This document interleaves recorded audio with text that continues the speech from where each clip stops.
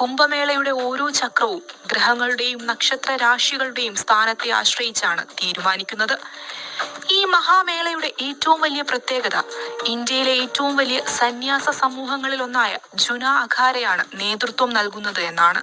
അഖാര എന്ന പദത്തിന് ഗുസ്തി കളരി അല്ലെങ്കിൽ സൈനിക കൂട്ടായ്മ എന്നൊക്കെയാണ് അർത്ഥം. ഹൈന്ദവ ധർമ്മത്തെ സംരക്ഷിക്കാനായി രൂപീകരിക്കപ്പെട്ട ഈ സന്യാസ സമൂഹങ്ങൾ കുംഭമേളയുടെ ആചാരപരമായ ചടങ്ങുകൾക്ക് നേതൃത്വം നൽകുന്നു.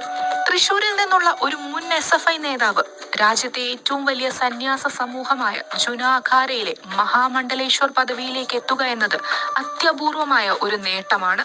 കുംഭമേളയുടെ ഒരുക്കങ്ങൾ വിലയിരുത്തുന്നതിനായി കഴിഞ്ഞ ബുധനാഴ്ച തിരുനാവായ ക്ഷേത്രം സന്ദർശിച്ച സ്വാമി ആനന്ദവനം ഭാരതി കേരളത്തിൽ കുംഭമേള നടത്തുന്നതിനുള്ള ഔദ്യോഗിക സ്ഥിരീകരണം നൽകി. ഒരു ഇടതുപക്ഷ വിദ്യാർത്ഥി രാഷ്ട്രീയ പ്രവർത്തകൻ സന്യാസം സ്വീകരിച്ച് ഉന്നതമായ മഹാമണ്ഡലേശ്വർ പദവിയിലെത്തുകയും പിന്നീട് സ്വന്തം നാട്ടിൽ കുംഭമേളയ്ക്ക് നേതൃത്വം നൽകുകയും ചെയ്യുന്നത് ഒരു കേസ് സ്റ്റഡി പോലെ ശ്രദ്ധേയമാണ്. ആശയപരമായി വിരുദ്ധ ധ്രുവങ്ങളിലായിരുന്ന രണ്ട് ജീവിതങ്ങളെ സമന്വയിപ്പിക്കുന്ന ഈ വ്യക്തിത്വം കേരളത്തിലെ കുംഭമേള സംരംഭത്തിന് സവിശേഷമായ ഒരു മാനം നൽകുന്നു. തിരുനാവായയിൽ മഹാമഖം പുനരാരംഭിക്കാനുള്ള ശ്രമങ്ങൾ ഒരു സുപ്രഭാതത്തിൽ തുടങ്ങിയതല്ല. 2016 ക്ഷേത്രത്തിലെ പ്രധാന പുരോഹിതൻ ഭാരതപ്പുഴയുടെ തീരത്ത് നദീപൂജ